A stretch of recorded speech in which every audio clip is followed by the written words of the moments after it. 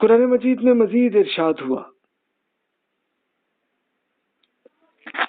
اللہ تزر وازرۃ وزر اخرى ولیس للانسان الا ما سعى وان سعيه سوف يرى ثم یجزاہ الجزاء الاوفى۔ اس دن کوئی بوجھ اٹھانے والا کسی دوسرے کا بوجھ نہیں اٹھائے گا، اور انسان کو وہی ملے گا جس کے لیے اس نے آج کل محنت کی ہوگی، اور اس کی یہ محنت بہت جلد دیکھی جائے گی، پھر اسے پورا پورا بدلہ دیا جائے گا۔ یعنی ہمارے لیے کوئی زیادہ ٹائم نہیں ہے، بس اتنا ہی ہے کہ جتنا ہم جیسے ہی فوت ہوتے ہیں تو ہمارے لیے سمجھیں اس کے فوراً بعد جنت یا جہنم جو بھی سلیکشن ہم نے کیا ہے وہ مل جاتی ہے۔ پھر مزید ہم دیکھیے لیسا بامانیکم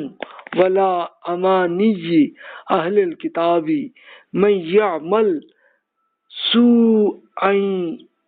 یجز به ولا یجد له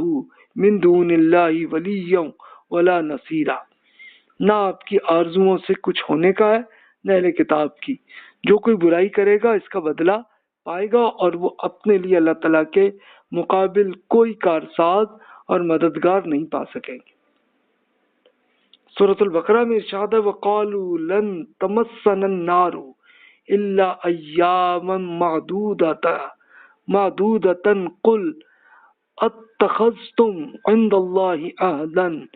فلن یخلف اللہ عہدہ ام تقولون علی اللہ ما لا تعلمون بلا من کسب سیئۃ وحاطت به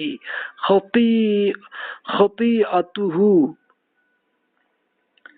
فاولئک اصحاب النار هم فیہا خالدون۔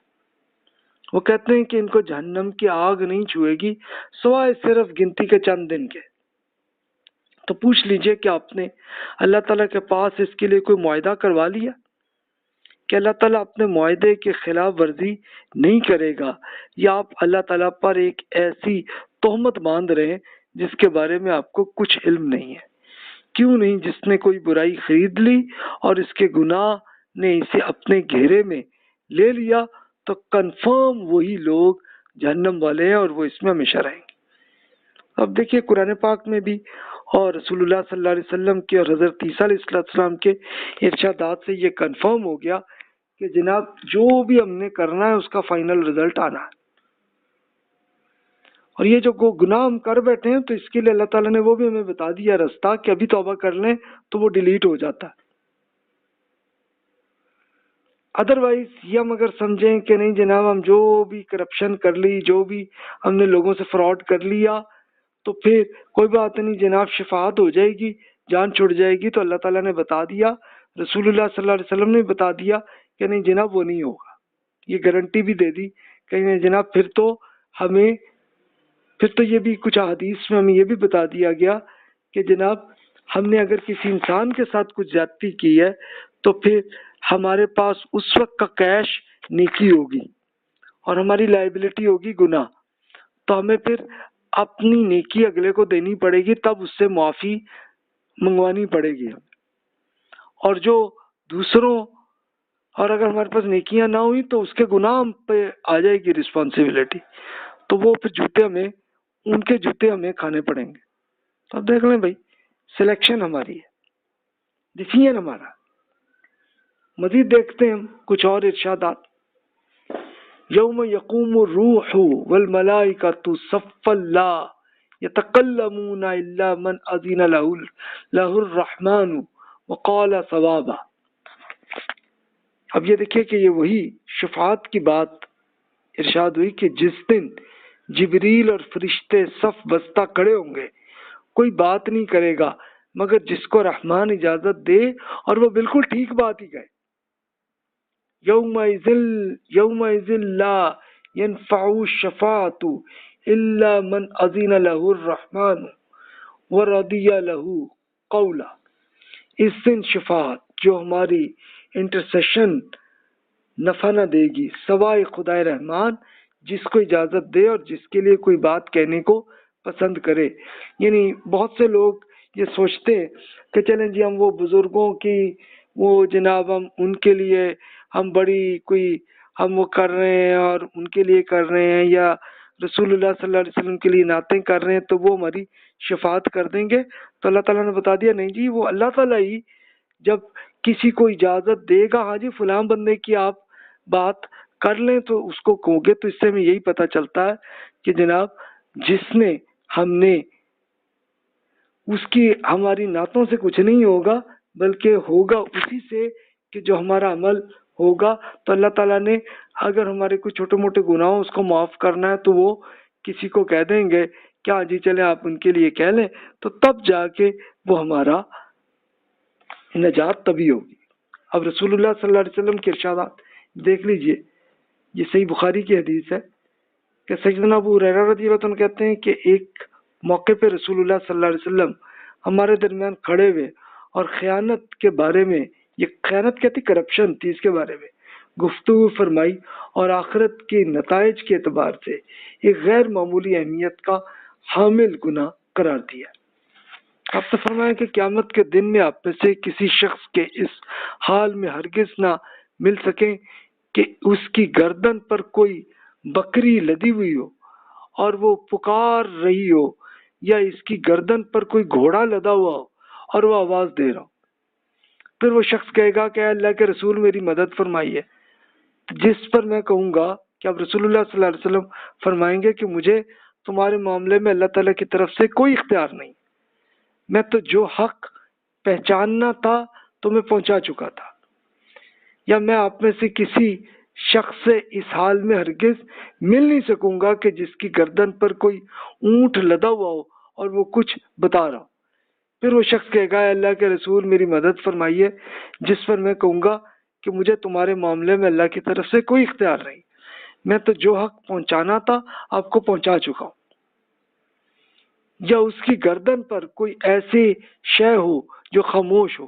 پھر وہ شخص کہے گا اے اللہ کے رسول میری مدد فرمائیے، تو جس پر وہ میں کہوں گا کہ مجھے تمہارے معاملے میں اللہ تعالیٰ کی طرف سے کوئی اختیار نہیں ہے، میں تو جو حق پہنچانا تھا آپ کو پہنچا چکا ہوں، بس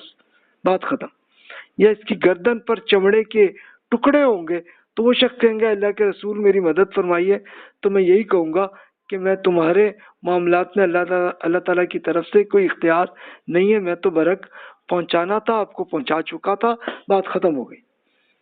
تب دیکھیے رسول اللہ صلی اللہ علیہ وسلم کے ارشادات کو بھی بڑا کلیئر آ گیا. تو اپنے زمانے کی یعنی اس زمانے میں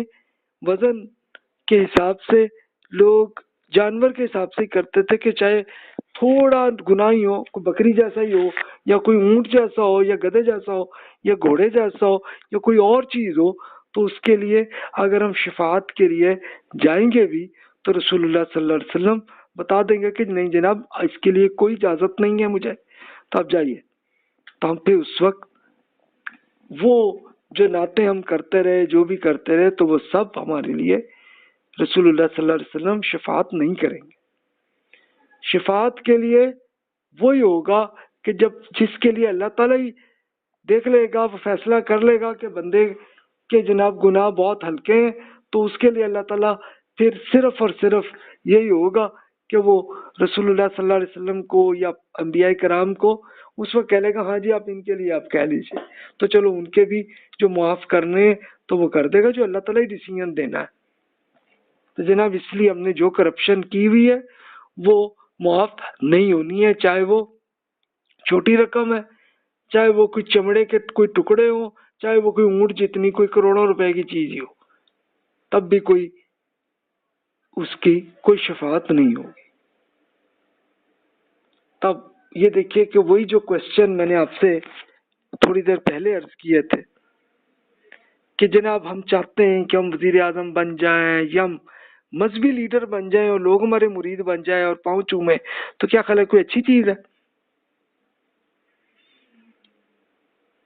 ہم ایک معاشی حیوان بن جاتے ہیں. یہ میرے ایک دوست ابو یحییٰ بھائی نے ایک آئیڈیا دیا تھا. تو اللہ تعالیٰ نے ہمیں یہ بتا دیا ہے کہ ہم نے زبور میں نصیحت کے بعد یہ لکھ دیا ہے کہ جنت کے زمین کے وارث صرف نیک بندے ہی ہوں گے. اس میں بڑی خبر ہے عبادت گزار بندوں کے لیے، اور اے رسول ہم نے آپ کو تمام جہانوں کے لیے رحمت ہی بنا کر بھیجا۔ تو جناب ڈیسیژن ہمارے لیے ہے۔ اب یہ جو نیگیٹو شخصیت ہے پرسنالٹی ڈیولپمنٹ میں ہم دیکھ رہے ہیں، تو جو نیگیٹو چیزیں ہیں کہ جو ہم لوگوں کا نقصان جو کرتے ہیں، تو اس سے ہمیں بچنا ہے۔ اور اگر اب تک کر بیٹھے، ایک تو اللہ تعالیٰ سے توبہ کر لیں اور ساتھ ہی ان بندے کا مسئلہ بھی حل کر لیں، تو چلو وہ تو سب جتنا ہو گیا زیرو ہو گیا، اب اگلا نہیں کرنا۔ بس جناب یہ ہے ہمارا ویژن۔ تو جناب یہ ہے جہنم کے لیے نیگیٹو شخصیت جو شروع سے ہم سامنے آ رہا ہے، اور جو پازیٹیو ہے اس کو ہمیں اختیار بھی کرنا ہے۔ آپشن ہماری مرضی ہے، رزلٹ بھی ہماری ڈیسیژن پہ ہی ہونا ہے۔ تو جناب جو بھی کوشچنز ہیں بلا تکلف آپ ای میل کر سکتے ہیں۔ جزاک اللہ خیر و احسن الجزا۔